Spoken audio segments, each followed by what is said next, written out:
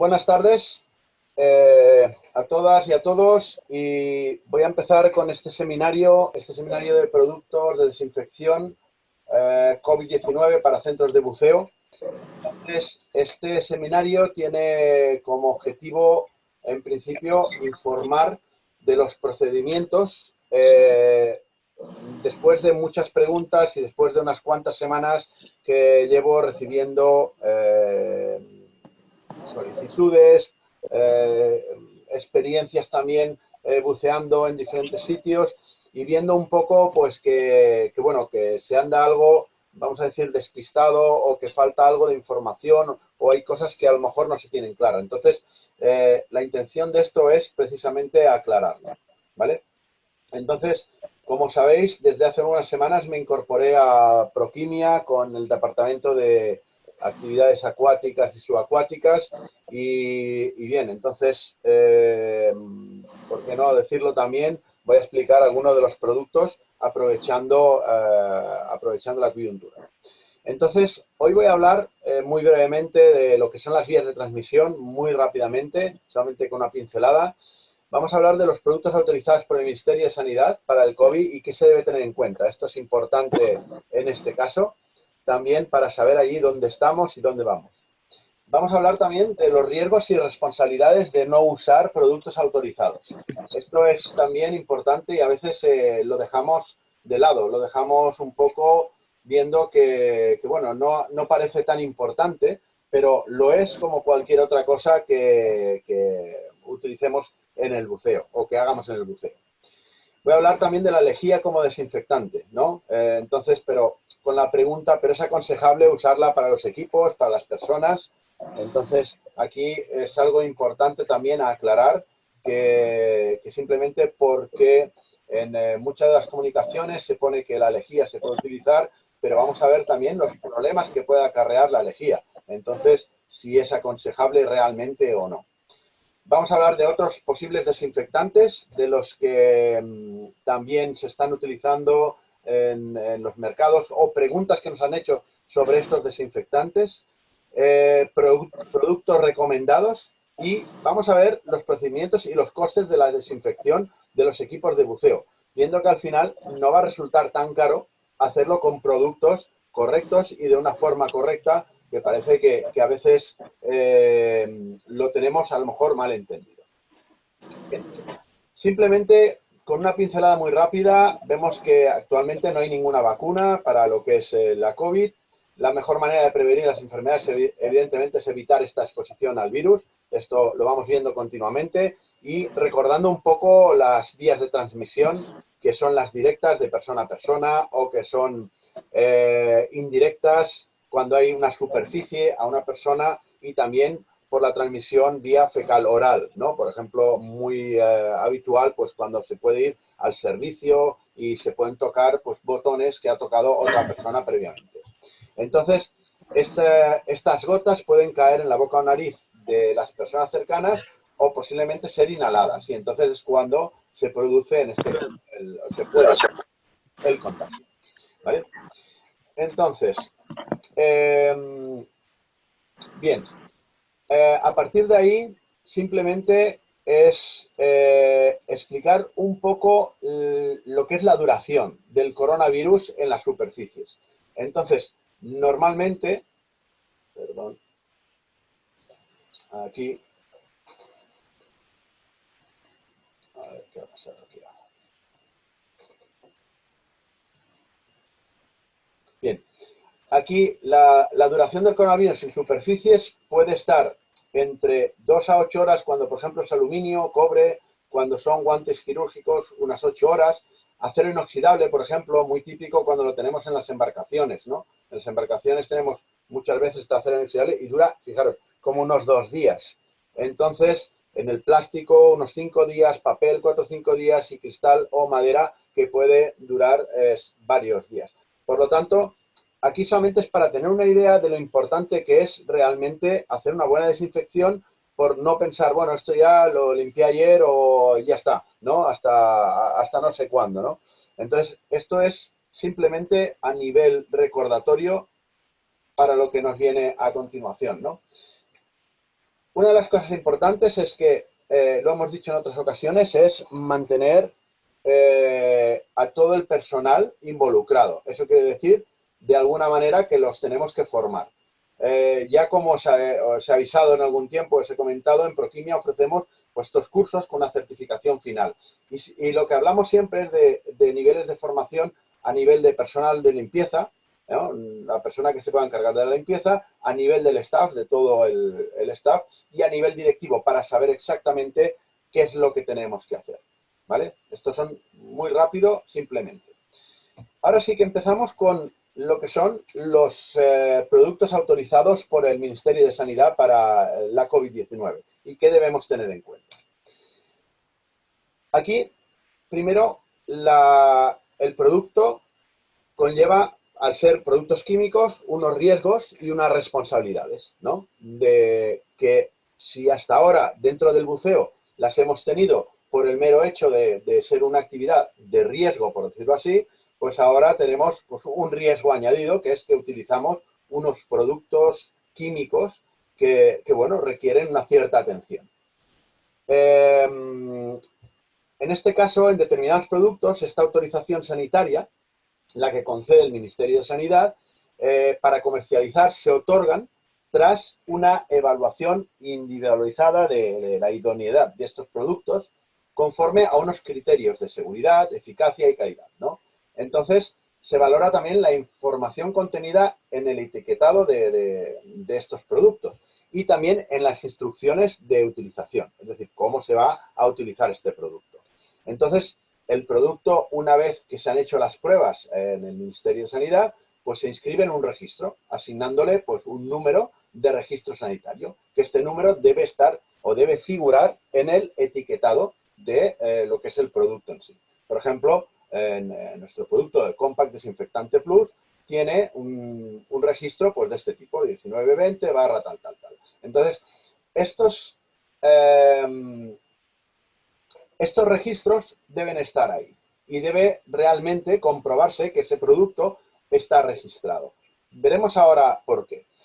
El Ministerio de Sanidad publicó una nota sobre el uso de productos biocidas. Entonces, vamos a ver por qué. Un momento. Compartir pantalla. Aquí, de nuevo, en esta nota. Bien. En esta nota he subrayado porque es una nota sobre el uso de productos biocidas directamente emitida por el Ministerio de Sanidad, se emitió en abril, o sea que no es de ahora. En esa nota, pues he subrayado algunas cosas que creo importantes, ¿no? Por ejemplo, que los biocidas, entre los que se encuentran los desinfectantes virucidas, son productos necesarios para el control de organismos nocivos. Para la salud humana, sin embargo, puede implicar riesgos para las personas debido a sus propiedades intrínsecas y un uso no adecuado, ¿no? Aquí advierte de ello. Aquí hay una frase importante, dice que en este sentido no se deben comercializar, ¿no? Ni usar biocidas que no hayan sido expresamente autorizados. Lo que decíamos ahora del registro de la autorización, ¿no? Autorizados y registrados debidamente o, en su caso, notificados, ¿no? Todos los biocidas comercializados deben contener sustancias activas, ¿no? Son los principios activos, que a su vez hayan sido aprobadas con anterioridad o bien estén en periodo de evaluación dentro de la Unión Europea. En función de los datos de eficacia presentados y del uso que se contempla, un producto biocida desinfectante puede autorizarse o no, en este caso, como bactericida, fungicida y o virucida, ¿vale? Por tanto, esto quiere decir que no cualquier producto que podamos comprar y que no tenga ningún registro, puede ser que cumpla todo esto, pero no ha sido probado, por lo tanto, en teoría, no se debería comercializar como tal. Es decir, no podemos decir, este producto es virucida, ¿vale? Para la COVID-19.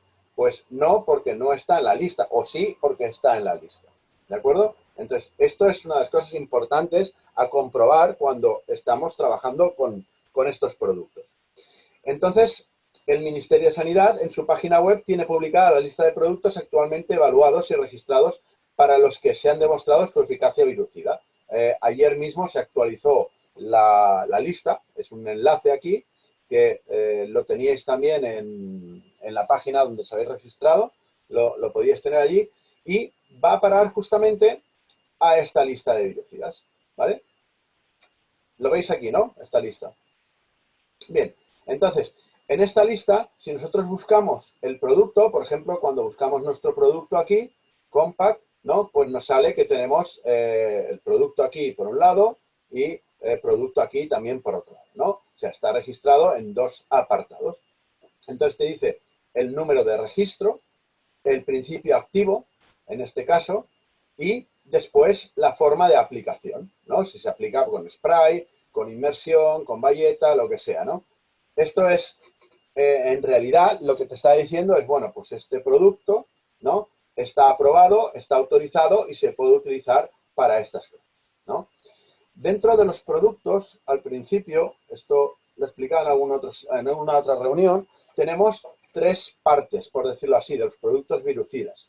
Uno para el uso ambiental, que serían los del tipo TP2, que serían esta primera parte. Otros para lo que serían la industria alimentaria, el TP4, y los otros que serían para la higiene humana, el PT1, ¿vale? Entonces, deben de estar de alguna manera clasificados estos productos en algunos de estos tres tipos para que sean, pues, productos virucidas autorizados en España, ¿ok? Entonces, esto es importante y remarcamos, ¿no? Tenemos producto, miramos, podemos ir a la lista. Esta lista, como veis, es del día 8 del 6, por lo tanto es súper reciente, hace 2 días que lo publicaron, ¿no? Y podemos ver, pues, buscar ese producto que nos dicen. Este producto está así, miramos, buscamos el nombre, está o no está. Y entonces ahí, pues, ya es nuestra decisión el hecho de comprarlo, utilizarlo o lo que sea. Entonces, esto es importante para ello. Bien, seguimos ahí con el...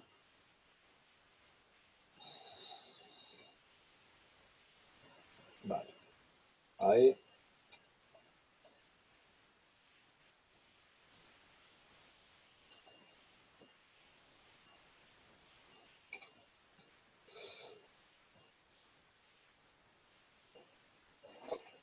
Esto es lo que hemos hablado de la nota. A continuación, por eso digo, hay mucha oferta en el mercado y no todas las más apropiadas. Es muy importante comprobar, pues, ese registro que hemos dicho de los productos. Entonces, estos productos son antisépticos y desinfectantes químicos, ¿no? Mediante un ensayo de suspensión virucida, etcétera, etcétera, que es lo que hace que los aprueben, ¿vale? Ahí lo quería remarcar de forma realmente importante, porque después tenemos esta parte. Los riesgos y responsabilidades de no usar un producto autorizado por el Ministerio de Sanidad, ¿no? Bien, yo aquí quería dividirlo en dos partes esta, ¿no? Una parte, pues la parte empresarial, ¿no? Que es interesante para saber qué ocurre, ¿no? Si utilizamos estos productos. Y por otra parte, la parte del cliente, ¿no? Entonces, vamos a ver. Por la parte empresarial, diríamos que tenemos, bueno, una legislación laboral que impone a los empresarios la obligación de garantizar la seguridad y salud de todos los trabajadores a su cargo. Por lo tanto, eso nos implica también dentro del centro de buceo, pues los instructores, la gente de recepción, etcétera, etcétera. Por ello, es uno de los hechos más temidos, sino el que más, para que todos ellos no tengan ningún accidente. Eso ya está claro también en la mayoría de que tenemos o hemos tenido o hemos trabajado en los centros de buceo, ¿no? Por lo tanto, las consecuencias de un accidente, sea el que sea, pueden tener para el trabajador, pues, posibles responsabilidades que pueden derivar frente al propio empresario. Entonces, es importante que los empresarios conozcan cuáles son las consecuencias de todo ello, ¿no? Y a qué se enfrentan y en qué casos se les podría exigir algún tipo de responsabilidad. Dentro de las responsabilidades y en diferentes ámbitos de jurisdicción, pues la propia normativa en materia de prevención de riesgos te dice que, bueno, en el artículo 42, que el incumplimiento por los empresarios de sus obligaciones en esta materia de prevención de riesgos laborales, pues dará lugar a responsabilidades administrativas o penales o bien civiles, ¿no? Por los daños y perjuicios que puedan derivarse de dicho incumplimiento. ¿Eh? Quiere decir que aquí podemos llegar a un punto en tener tres tipos de diferentes responsabilidades. La administrativa, pues el empresario puede ser sancionado, ¿no?, por la administración cuando incumpla alguna de las obligaciones, ¿no?, de la legislación, aunque no ocurra el accidente, ¿vale?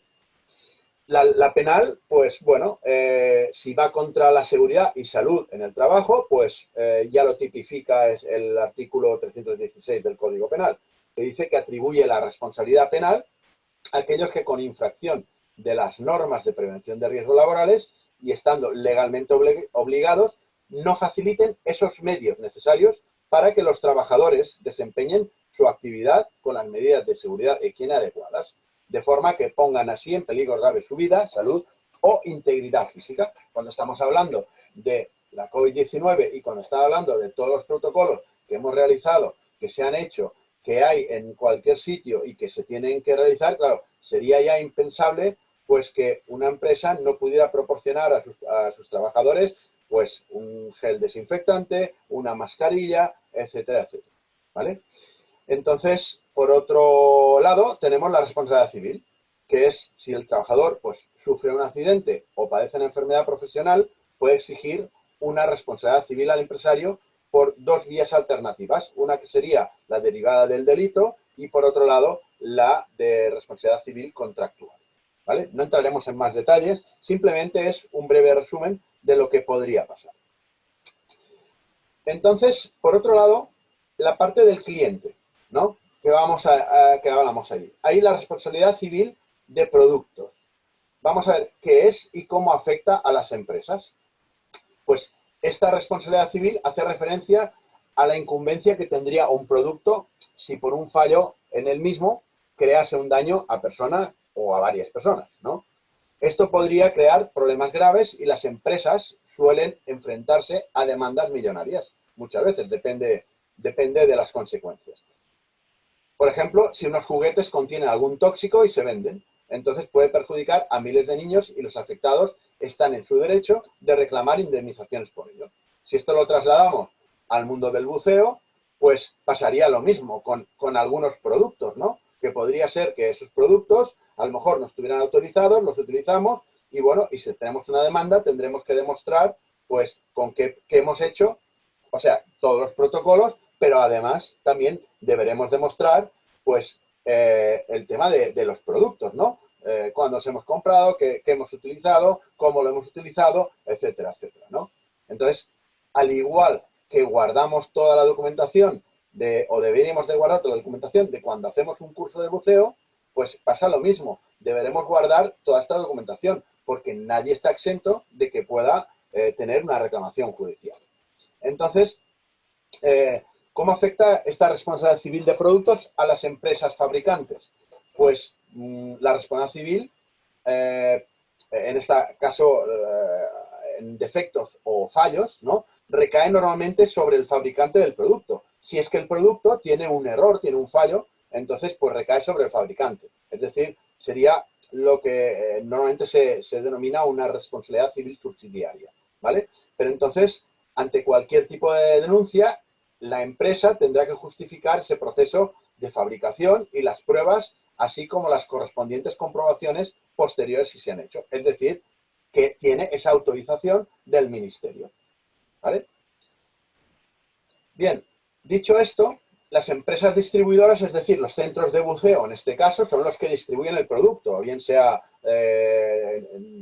con los clientes, con la venta o simplemente con su uso, ¿no? Obviamente, la imagen de la empresa que ha distribuido este producto se verá afectada también, de forma negativa por lo general. Y las personas que queden descontentas o las que se han producido un daño mayor, pues no volverán a acudir a los establecimientos, en este caso a los centros, y de hecho, pues se pierden clientes en este caso y se habla mal, ¿no? Normalmente, ¿no? Se empieza a hablar mal que en este establecimiento, en este centro, pasa esto o lo otro. Por otro lado, puede que la responsabilidad recaiga sobre esta empresa o sobre el autónomo, ¿no? Por ejemplo, si se vende un patinete y la fábrica demuestra que el proceso de elaboración del mismo no es adecuado, se podría reclamar que también a quien los han distribuido, ¿vale? El hecho de no almacenar adecuadamente estos tipos de productos, por ejemplo, cuando hablamos de los productos químicos o la omisión de instrucciones o recomendaciones a los afectados puede hacer que la culpa recaiga también sobre la misma empresa, ¿no? Esto quiere decir que, claro, recibimos productos químicos y nos leemos las instrucciones, sabemos cómo a veces tenemos que utilizarlos. En estos casos tendrá que ser la empresa distribuidora, hablamos del centro de buceo, la que haga frente a estas indemnizaciones pertinentes y las evaluaciones de su actividad, ¿no? Es decir, tendrá que demostrar estos protocolos que ha seguido y de qué forma los ha seguido. Esto podría conllevar desde una merma económica importante hasta el cierre del comercio debido a las irregularidades en el tratamiento y almacenamiento de los productos. Entonces, ¿qué debemos hacer si tenemos un producto que es defectuoso? Pues bueno, lo primero, defectuoso quiere decir no porque simplemente salga mal, sino porque o que se haya roto un tapón, sino que a lo mejor no cumpla con lo que está diciendo que hace, ¿no? Entonces, lo primero que debemos tener claro es que los productos que compramos deben tener ciertas garantías, en nuestro caso, las sanitarias dictadas por el Ministerio de Sanidad. Si adquirimos un producto que no tiene indicaciones de uso específico, pues queda inutilizado antes, ¿no? O sea, que queda inutilizado antes de lo que debería o resulta tóxico o dañino para la salud. Lo principal es ponerse en contacto con profesionales, ¿eh? En este caso, pues, la empresa química que lo ha fabricado, etcétera, etcétera. Solo de esta manera podrás saber en quién recae la responsabilidad y esta responsabilidad civil de los productos que nosotros adquirimos se podrá también reclamar debidamente, ¿vale? Por eso, aquí quería hacer este inciso, ¿no? De decir, bueno, tenemos una responsabilidad como empresa, pero también una responsabilidad como de cara a nuestros clientes. Por lo tanto, debemos de pensar exactamente que el protocolo que vamos a trabajar, cómo lo vamos a trabajar, porque por mucho que tengamos un buen protocolo diseñado y demás, pero si hay alguna herramienta que no está adecuada, ese protocolo fallará por alguna base, ¿vale? Entonces, muchas de las preguntas que nos venían haciendo era, pues, utilizar la lejía como desinfectante. Entonces, aquí la lejía se dice, bueno, pero es aconsejable usarla para los equipos, para los trajes, etcétera. Bien, aquí os tendría que decir que el Ministerio de Sanidad ha emitido una serie de recomendaciones respecto a la desinfección con la lejía, ¿no? Con el hipoclorito sódico, ¿no? Según este informe, es un desinfectante de ambientes y superficies únicamente para objetos que no deben entrar en contacto con piel y mucosas. Esto es importante. No deben entrar en contacto con piel y mucosas. Sus inconvenientes son la relativa inestabilidad y el hecho de que su acción se ve muy afectada por la presencia de materia orgánica, sobre todo porque es corrosivo para algunos metales cuando se usa concentraciones por encima de las 500 partes por millón. El hipoclorito sódico, repetimos, no debe utilizarse para la desinfección de ningún material de buceo que pueda estar en contacto con piel y mucosas. Es irritante, por lo tanto, y su gran toxicidad desactiva además en contacto con cualquier superficie orgánica. Es un producto que se puede utilizar solo, tal como decíamos previamente, para la limpieza de superficies que no debe entrar en contacto con piel ni mucosas, ni obviamente con elementos del equipo de buceo que vayan a estarlo o hayan estado. En este aspecto tenemos también aquí a María Mesa. Me gustaría que ella ha colaborado con varias investigaciones al respecto de la lejía y me gustaría pues que pudiera dar su opinión al respecto. Si te parece bien, María, te voy a reiniciar el audio y nos puedes explicar un poco pues lo que representa, ¿no?, la lejía desde el punto de vista médico, en este caso, desde tu punto de vista. Te cedo ahí Bueno, la palabra. me presento, yo soy médico y soy neumóloga y bueno, también buceo y bueno, pues estoy en colaboración para la creación de elegir, ¿no?, el desinfectante un poco más inocuo para las personas.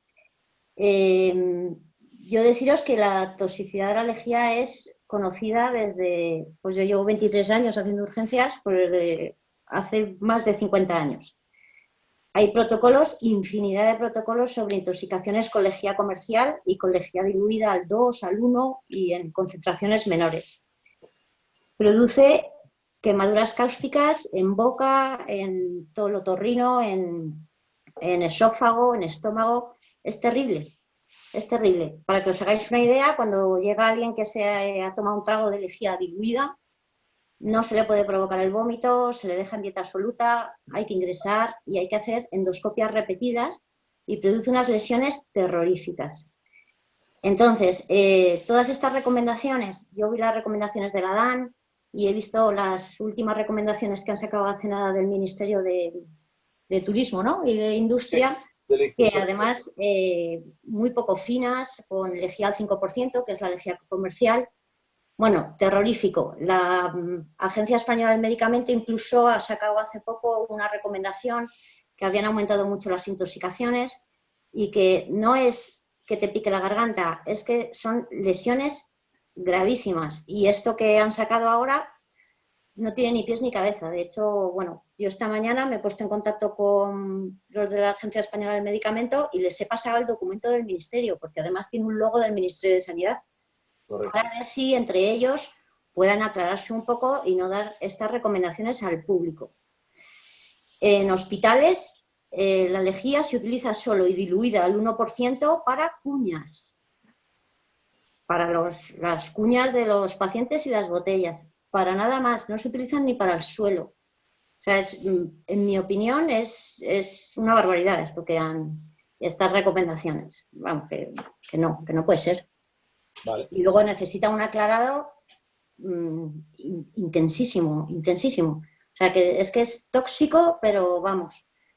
También han sacado, en Estados Unidos han sacado también un artículo ahora últimamente que ven aumentado hasta un 108% las intoxicaciones por lejía con el rollo este del Trump y demás, pero tanto de limpiezas de superficies como por intoxicaciones aéreas, por tomárselo y demás. Vamos, me parece una irresponsabilidad absoluta. Estamos Entonces aquí. entiendo que estáis también, según también, bueno, me han informado que estáis trabajando también para intentar corregir esto, ¿no? Para que no salgan estas barbaridades, ¿correcto? Sí, yo estoy en colaboración con la Sociedad Española de Medicina Preventiva, que son todos los que llevan los desinfectantes a nivel hospitalario. Y bueno, a ver qué hacen. Yo ya lo he mandado esta mañana, he hablado con los que llevan y además son los que autorizan los biocidas, porque autorizan los estudios de todos los biocidas y luego le pasan las cosas al Ministerio de Sanidad, los de la Agencia Española del Medicamento. Y la verdad que se han quedado un poco perplejos de que el otro ministerio, porque además ellos han colaborado sobre todo con las autorizaciones de las mascarillas, de los EPIs para el corona, para todo eso. Entonces, bueno, se iban a poner en contacto y yo espero que rectifiquen. Pues muchas gracias, María, porque es una información importante, interesante y además es que yo por lo menos recibo mucha información al respecto de que, bueno, no, es igual, cualquier producto con lejía me vale y ya está, de toda la vida, ¿no? Y esta es la concienciación de la gente que a veces no piensa, como he dicho antes, en estas responsabilidades de cara no solamente a sus empleados, sino también a los clientes, ¿no?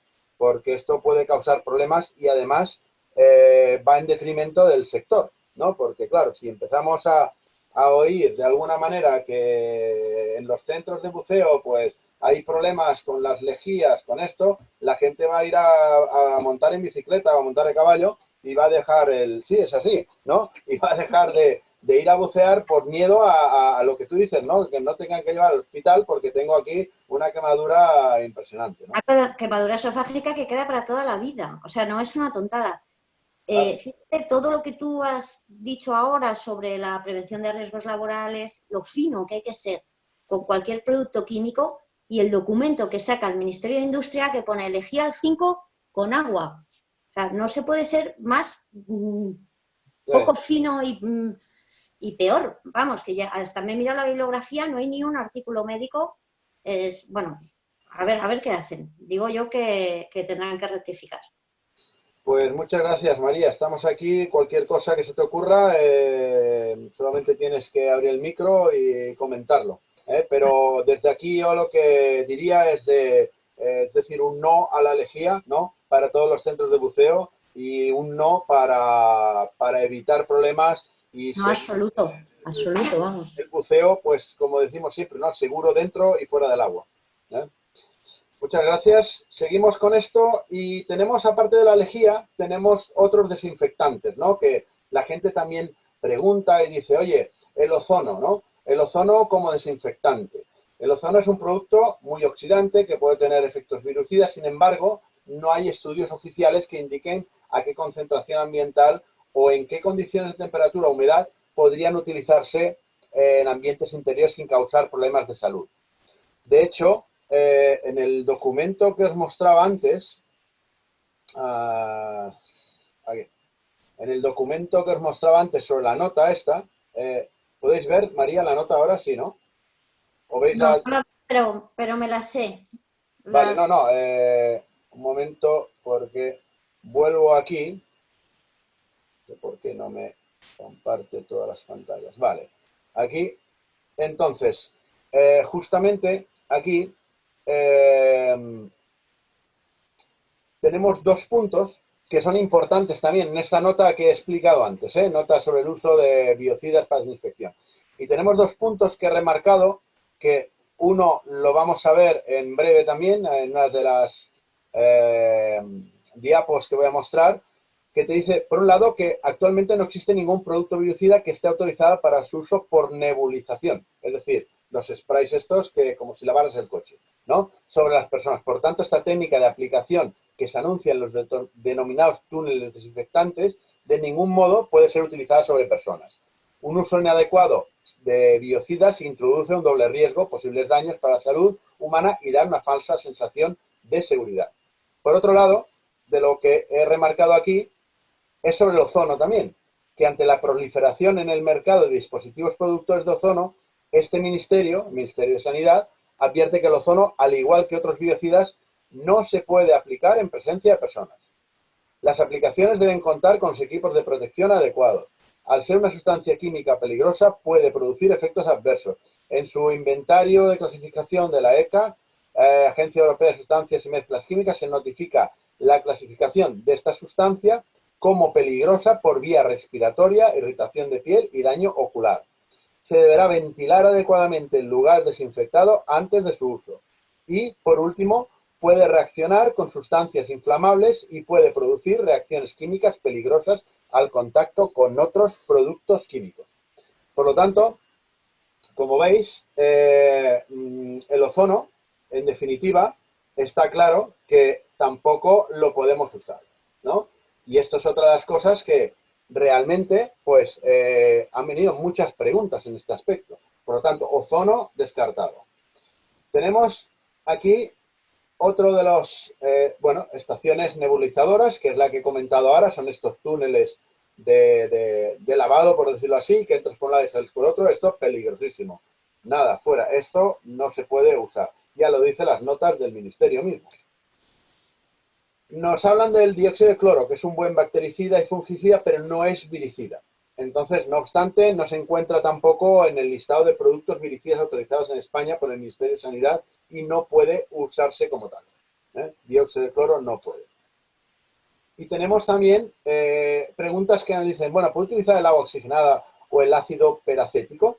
Entonces, en realidad, ¿se puede utilizar? Sí, son buenos biocidas que utilizados en concentraciones de 1000 partes por millón tienen acción virucida contrastada. Eso está demostrado, pero son muy oxidantes. Eso sí, son muy oxidantes, con lo cual utilizarlo para metales, juntas de neopreno, materiales coloreados, no es recomendable. No, ¿Puedo, puedo intervenir? espera un momento que termino, un momento. Entonces, sé que se utiliza bastante dentro del mundo médico, pero en realidad el problema que tenemos básicamente es cuando hablamos, por ejemplo, de los reguladores de nitrox, ¿no? Los reguladores de nitrox sabéis que pueden ser utilizados hasta cierta presión, no presión, perdón, porcentaje de oxígeno, y a partir de entonces lo que se recomienda también es que vaya con unas juntas especiales, con una grasa especial, precisamente por el oxidativo que tiene. Además, los preparados, ¿no? En este caso, que están listos para su uso, tienen una efectividad que decae con el tiempo y tienen que renovarse de forma frecuente.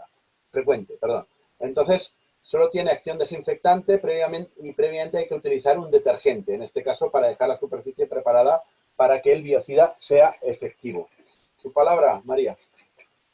Sobre esto es un apunte. Es un apunte. Mira, el ácido peracético es el desinfectante de alto nivel más utilizado en endoscopia y en broncoscopia y en ecografía endocavitaria, ¿vale? Que es cuando meten los ecógrafos dentro, de transesofágica, vaginal, etcétera, etcétera. Es un DAN, es decir, es un desinfectante de alto nivel que desinfecta en un minuto, ¿vale? Todo según concentraciones, etcétera, etcétera. Todo tiene sus inconvenientes. Tiene una ventaja muy buena y es que es inocuo para las personas. De hecho, tú metes el endoscopio un minuto y luego se lo metes al siguiente. Es decir, y los endoscopios están hechos de fibra óptica, etcétera, etcétera. Ahora es un oxidante. Claro.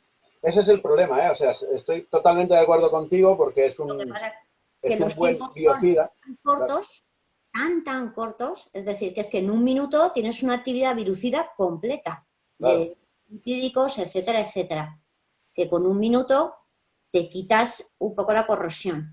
Pero en mi opinión y la de algunos, pues los de preventivista y tal, es el ácido peracético el mejor desinfectante para material semicrítico, para reguladores vía aérea. Yo soy médico y de materiales sé un poquísimo o menos. No, por eso digo, porque como tiene, primero que el ácido peracético tiene también un olor un tanto desagradable, ¿eh? No sé si me puedes corregir en esto, pero creo que es así. Pero es muy corrosivo, es muy oxidante y por lo tanto es un problema de cara a los reguladores, sobre todo a las juntas, ¿no? Entonces, aunque pueda estar probado con algunos reguladores, no quiere decir que todos los reguladores funcionen exactamente, no que funcionen igual, sino que aguante el material en todos los reguladores. Todo esto es nuevo, pero está ampliamente probado desde hace millones de años en endoscopia, en broncoscopia. O sea, los broncoscopios son unos tubitos finos que llevan por dentro unas guías de fibra óptica, es decir, que respeta material. También respeta material porque tiene un tiempo de un minuto o de 2. Y es inocuo para la persona. ¿Qué pasa? Que dura muy poco, dura 24 horas. Pero no hay nada bueno, bonito y barato, no hay nada perfecto. No, por eso digo, por eso se intenta utilizar, por eso hablaremos ahora también de los costes, ¿no? Que es importante que al final todas estas cosas, lo que dices, puede ser bueno y bonito, pero al final necesitamos algo que sea equilibrado para este mercado y que también sea fácil, que no haya problemas.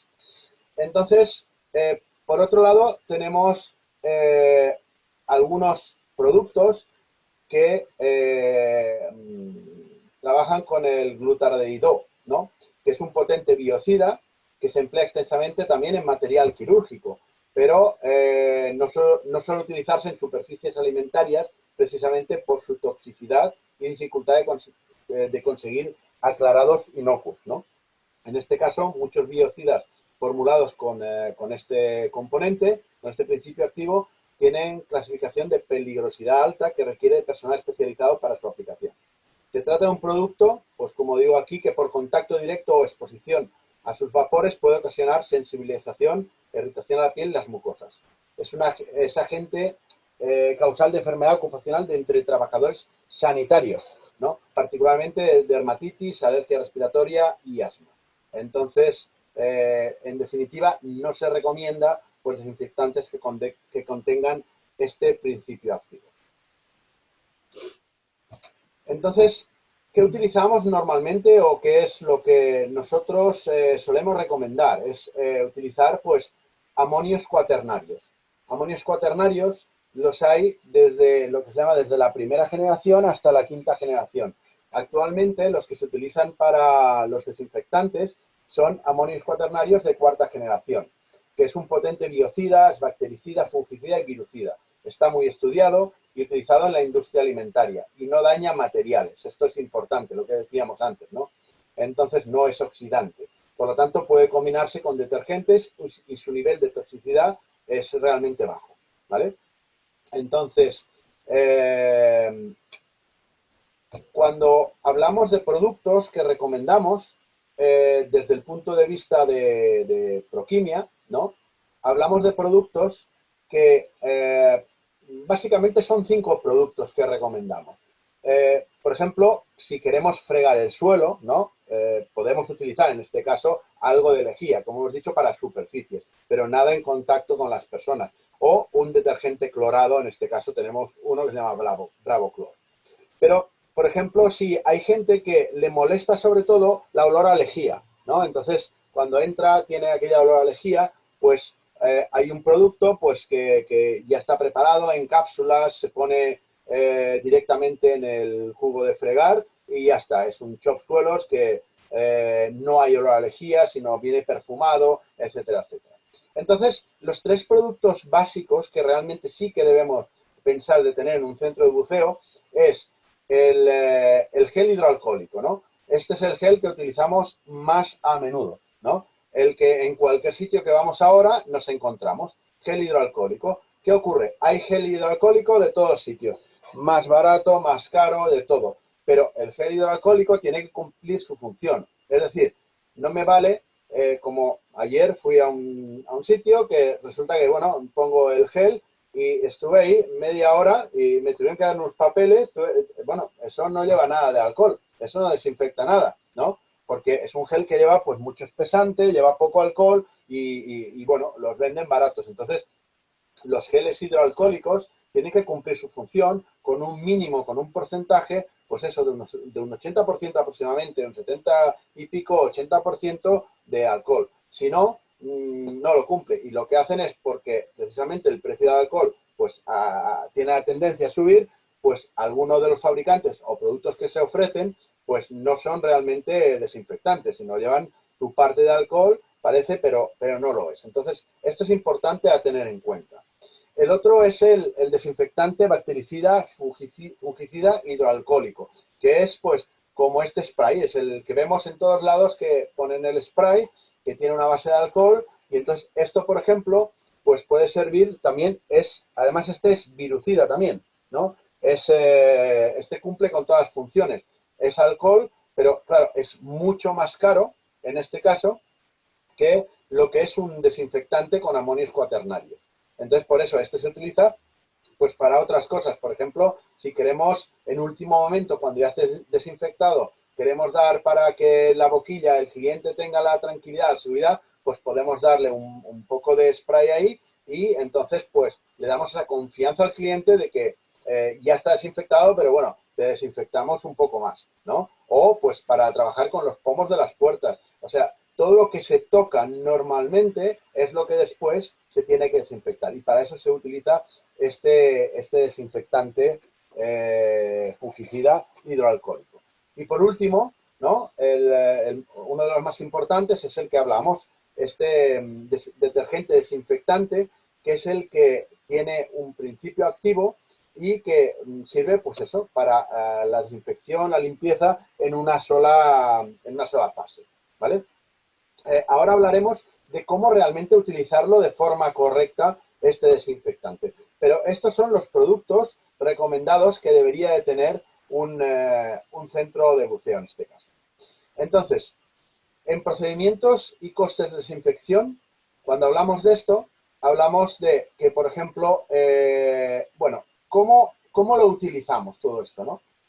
Hasta ahora, lo que hemos hecho, o sea, hasta antes de la COVID-19, por decirlo así, en los centros normalmente teníamos dos fases, ¿no?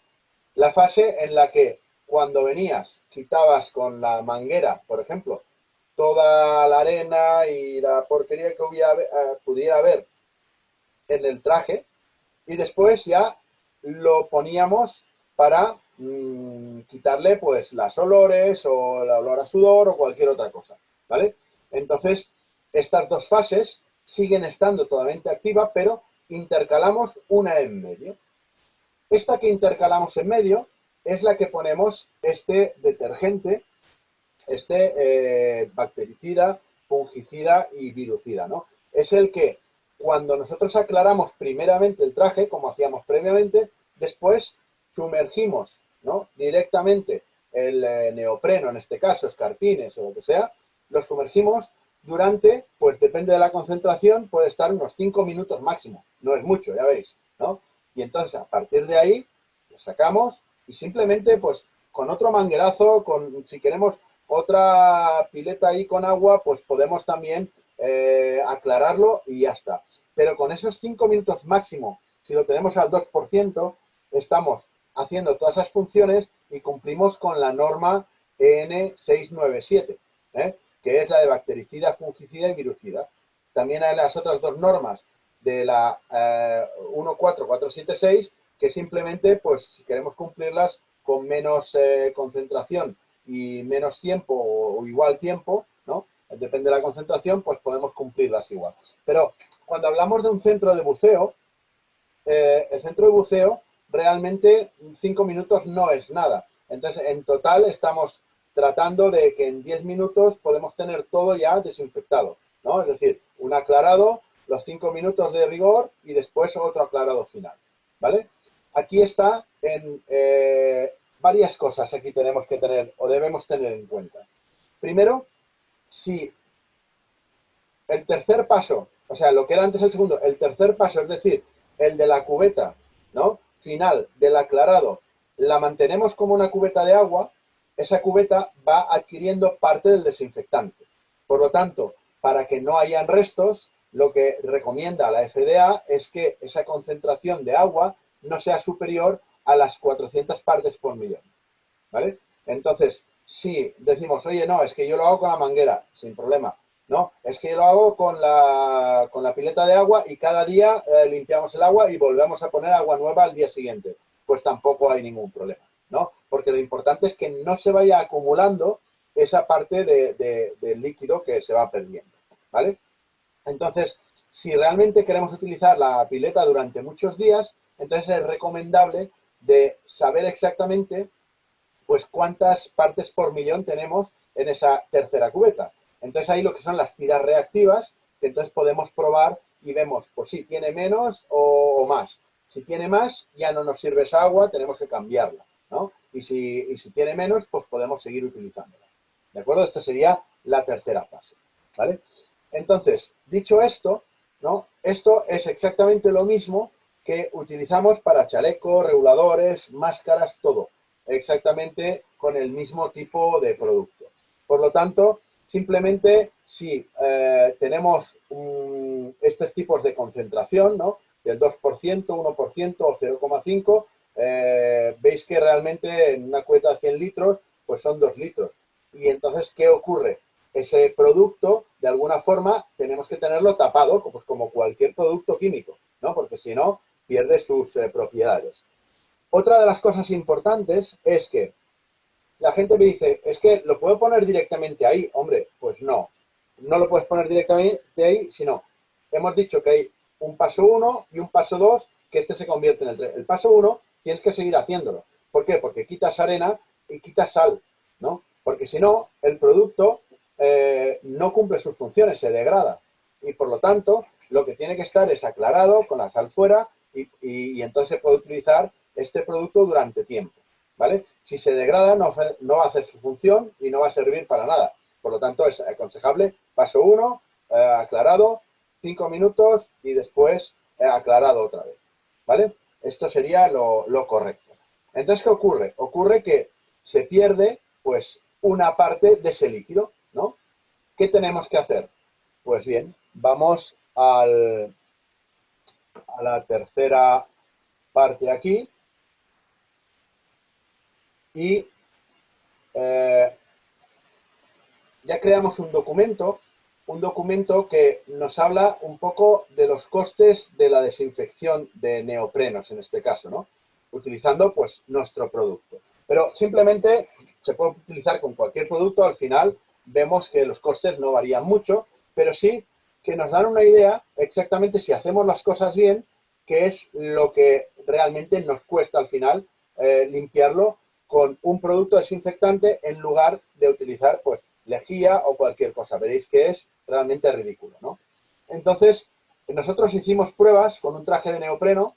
Este traje lo pesamos en seco, nos pesaba 1,155 kg y, pues, nada, lo que hicimos es, no lo aclaramos porque no venía del agua, simplemente lo pusimos seco para que pudiera absorber el máximo del producto. O sea, imaginaros, con agua todavía absorbería menos, ¿no? Pero para conseguir esto, pues procedimos a crear la disolución al 2% con el producto desinfectante y lo sumergimos durante 5 minutos, ¿no? En la cubeta esta, sumergido al 2%. Entonces lo sacamos y el traje sin escurrir, esto es muy importante, sin escurrir, pesaba 2,220 kg, ¿vale? Entonces lo dejamos escurrir 5 minutos y ahí es donde viene la clave de la cuestión. Si nosotros lo dejamos escurrir en cualquier sitio, vamos a perder el producto. Entonces, lo que hacemos es intentar escurrir dentro de la cubeta. En este caso es una cubeta pequeña de muestra, pero las cubetas de los centros son más grandes y por lo general pues se podría poner una barra arriba o como en algún centro que he ido que tienen pues los típicos colgadores largos. Entonces, debajo han puesto como una especie de jardineras, ¿vale? Entonces lo que hacen es recuperan, cuelgan allí los trajes y van recuperando el producto. Y ese producto lo vuelven a echar otra vez a la pila, ¿no? Es decir, a la cubeta desinfectante. Con lo cual, al final, se recuperan, si se deja escurrir 5 minutos, pues se recuperan como 0,300 kilos de esa de solución. Por lo tanto, la cantidad no recuperada es de 0,750 kilos. Si calculamos el coste, ¿no? Supongamos que el coste máximo de ese producto es de 11,73 el litro, de 1 kilo, en una preparación al 2%, y buscando la máxima eficacia, ¿no? Según la norma 13697, es decir, esos 5 minutos 00, pues al 2% nos implica que por cada traje nos está costando la ridícula cantidad de 0,18 euros, ¿vale? Eso quiere decir que no nos tenemos que preocupar demasiado, es un producto desinfectante autorizado y al final tenemos una garantía por un coste muy bajo, ¿vale? ¿Qué ocurre? Claro, si no recuperamos ese producto, pues claro, el coste se incrementa, lógicamente. ¿Eh? Si en lugar de esa concentración lo hacemos pues con una concentración del 0,5% para cumplir la otra norma, la 14476, pues entonces durante 5 minutos al final el coste por traje es 0,04. Imaginar aquí, pues se me ocurre incluso una idea de decir, pues, a ver, hay muchos clientes. Bueno, primero de todo, muchos de los centros me estoy dando cuenta que tenían una parte que ahora ya no podrán utilizar, que es, por ejemplo, los vestuarios, y tienen unos espacios que están pagando por sus alquileres o son de propiedad, pero no están utilizándolos. Pues bueno, ¿por qué no decirle a los clientes la posibilidad de decir, oye, pues mira, yo te puedo guardar el equipo, te puedo desinfectarlo y esto pues tiene un coste, pues como cualquier producto o servicio, ¿no? Y eso puede implicar que podemos desinfectar y mantener ese cliente, con lo cual vamos a ganar la posibilidad de que fidelizar al cliente porque va a volver, porque va a tener el traje ahí. Vamos a tener la posibilidad también de ganar algo de dinero porque le estamos cobrando ya parte del producto, ¿no? De lo que sea, ¿no? Parte del producto como un servicio. ¿Eh? Y esto, pues, lo que va a implicar es que nos va a beneficiar en lugar de perjudicarnos. Por lo tanto, de estos, de todo lo malo, hay que sacar, pues, las posibilidades. Y pienso que esto es una posibilidad para, primero, cumplir con los protocolos, segundo, fidelizar al cliente, tercero, dar una imagen de seguridad y de tranquilidad de cara al cliente. Lo mismo hicimos con los reguladores, ¿no? El regulador prácticamente no hubo mucha diferencia, pero al final el coste, ya te digo, hicimos el mismo procedimiento y al final el coste del regulador es de 0,0, o sea, 10 céntimos, ¿no? De un producto. Prácticamente no pierdes nada de producto aquí, ¿no? Entonces, ¿qué ocurre? Como se pierde producto, ¿no? Se va perdiendo producto, poco o mucho se pierde, mi consejo es decir, bueno, pues, ¿qué pasa? Si tenemos, claro, imaginaros una pila ahí con 100 litros, ¿no? Y vamos perdiendo, y claro, ¿cuánto nos queda? 80, 72, 46. ¿Qué proporción le pongo de agua? ¿Qué proporción? No. Pues lo más fácil es decir, las típicas garrafas que nos vienen de 20 litros, 25 litros, tenemos allí ya la concentración preparada al 2% o lo que sea, ya la tenemos preparada. Y cuando se nos vacía la cuba, la pileta esta, pues simplemente le echamos el producto que nos falte a esa concentración ya predefinida. Por lo tanto, al final no es tan complicado. Si en el regulador lo único que hemos hecho es añadirle, o sea, una vez ya está desinfectado, no sería necesario hacer nada más, ¿no? Porque hacemos los mismos pasos que en el neopreno, pero al final, simplemente como es la boquilla que se va a poner en la boca, aunque ya esté desinfectada, simplemente por tranquilidad, pues podemos poner un poco de este spray, ¿no? De este spray que es desinfectante, y esto pues se evapora en 20 segundos, 30 segundos, pero ya desinfecta, lo quita y el cliente pues puede estar más tranquilo, que además de desinfectarlo, le hemos hecho una doble desinfección. Imaginaros que este producto, suponiendo que vale a 16,55 el kilo, el litro aproximadamente, ¿no? Nos cuesta realmente a 0,17 por regulador, porque utilizamos 5 pulverizaciones de un mililitro, perdón, por cada boquilla. Es decir, que tendremos un total de 5 mililitros por 2, 10 mililitros en total. O sea, el coste que representaría es de 0,17 euros por regulador, más el 0,01, o sea, un regulador nos está costando 0,18 de tenerlo desinfectado con productos ya realmente funcionales, ¿no? Entonces, bueno, esto era un poco lo que yo quería transmitir, explicando un poco pues todas las posibilidades y viendo pues los diferentes puntos de vista. Entonces aquí sí que ya me gustaría pues la posibilidad de que las preguntas que podáis tener o que queráis hacer, pues que las podáis hacer a partir de ahora, pues con el micro lo podéis abrir y hacer las preguntas que creáis convenientes. ¿Alguna pregunta por ahí? No sé si tenéis claro más o menos cómo es el procedimiento y todo. ¿No hay preguntas? Sí, hay preguntas. Vale, Ramón. Un momento que pongo el vídeo.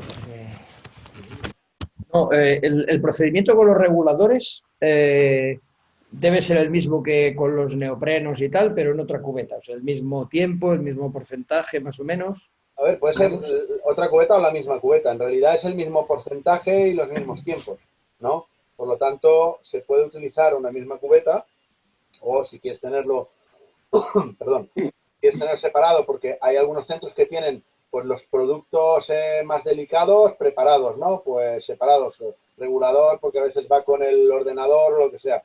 Pues bueno, puedes tenerlo en otra cubeta, pero en realidad esa misma cubeta puede servir. Lo que sí que es importante es intentar aprovechar ese líquido, ¿no? El líquido que cuando escurrimos. Por lo tanto, hay gente que se ha hecho pues una barra arriba que lo escurre directamente y ya cae en la misma cubeta, con lo cual ya no hay problema, o simplemente lo descuelgan y lo ponen en otro tipo burra, ¿no? Que cuelgan los trajes y debajo han puesto unas jardineras. Entonces, van recogiendo ese líquido y lo van echando, lo van recogiendo y lo van echando. Y así no lo pierden, ¿no? Porque al final es un líquido que vemos, no es un coste muy alto, pero claro, el coste se dispararía si realmente no recuperamos el líquido. Esa sería la forma correcta de hacerlo. No sé si respondo a tu pregunta con esto. Sí, es que en el mismo sentido tengo otra pregunta, porque, por ejemplo, hablas que la posibilidad por ejemplo, los neoprenos, ¿no? Los neoprenos al final no tienen un contacto, ¿cómo te diría yo? tan estricto como los reguladores. O sea, los reguladores tienen un contacto pues, con la boca de las personas, ¿no? Ahí podría haber una infección más, digamos, o más rápida o más importante, o no sé la palabra que emplear, que los neoprenos, ¿no? Porque el neopreno al final va con la piel y es más difícil que haya allí algún tipo de contagio, ¿no? Entonces, el neopreno estaría bien con el 0,5 y en cambio, por ejemplo, los reguladores sería más conveniente aumentar eso hasta el 2%, ¿no? Bueno, como he dicho, hay dos normas que normalmente se deberían cumplir, ¿no? Entonces, dependiendo de la norma que quieres cumplir, pues aplicar un porcentaje u otro y un tiempo u otro, ¿no? Entonces, si yo cumplo con estas normas, pues aplica según la tabla que tenemos puesta. ¿Quiero cumplir con todo esto? Al final, yo lo que digo, ¿no? Tener al 2% un producto que sabes que te cumple todo, con 5 minutos, bueno, pues no sé, es que 5 minutos al final en un centro buceo entre una salida y otra, no sé, es decir, por mucho que necesitáramos el traje, ¿no? Aunque sean 10 o 15 minutos, hombre, no creo que viene de aquí. La mayoría, pues lo que hacen es colgarlo, dejarlo secar, etcétera, etcétera, para la inmersión de la tarde o lo que sea, ¿no? A veces sí, pues que se utilizan los trajes rápidos, pero claro, tenemos que pensar en que hemos de proporcionar ese producto ya desinfectado. Por lo tanto, ha de pasar un tiempo X, que ese tiempo X no puede ser inferior. Por lo tanto, sea lo que utilicemos. Y eso es lo que tenemos que tener en cuenta. Por eso, a lo mejor, tenemos que prever, decir, bueno, ¿qué tenemos? 5 trajes, pues a lo mejor tenemos que tener 10. No lo sé, ¿no? Claro, es... Por eso, una de las cosas que también estoy viendo, ya como experiencia un poco, para compartirla, es que dentro de los protocolos que se están haciendo, luego viene la parte práctica, ¿no? Y la parte práctica nos dice exactamente pues si aquello que habíamos pensado es lo que realmente podemos hacer. Porque, claro, a veces piensas, voy a poner, pues mira, tengo la embarcación, voy a salir con 10, las cubetas, no sé qué, las pongo cada uno en su cubeta, le ponen a lo mejor una caja de la máscara para que puedan poner tanto la máscara que llevan en el barco como su propia máscara, etcétera. Hay muchas cosas. Pero luego dices, bueno, pero si tengo 12, ya no me caben las cubetas separadas en la furgoneta porque tengo que llevar un tráiler, ¿no? Entonces, claro, hay cosas que podemos pensar que van a funcionar de una manera, pero por eso, para mí, lo más recomendable es que en un principio, antes de hacer salidas grandes, es decir, vamos a hacer una salida pues casi en familia, ¿no? Vamos a hacer una salida con poca gente y vamos a ver cómo funciona ese protocolo. Vamos a hacer, aunque seamos 4, es igual, ¿no? Pero no es una cuestión ahora de ir a ganar el dinero, es una cuestión de decir, vamos a ver si este protocolo que hemos hecho está funcionando. Y si funciona, pues ya podemos ver los defectos, porque todos los protocolos que vayamos a hacer, por muy buenos que sean, los vamos a mejorar. Vamos a ver, esto no podemos hacerlo, esto sí. Entonces, mi recomendación es empezar con poca gente, con, ya digo, grupo familiar, así de claro. No, vamos a ver, si tenemos clientes, ¿cómo hacemos? Ostras, pues mira, con la furgoneta no podemos hacerlo así, en la embarcación tampoco, esto lo tenemos que pasar así. Entonces, ahí es donde vamos a ver realmente cómo debemos y cómo tenemos que adaptar ese protocolo que hemos hecho como base. Esa es mi recomendación. No sé si os sirve para algo.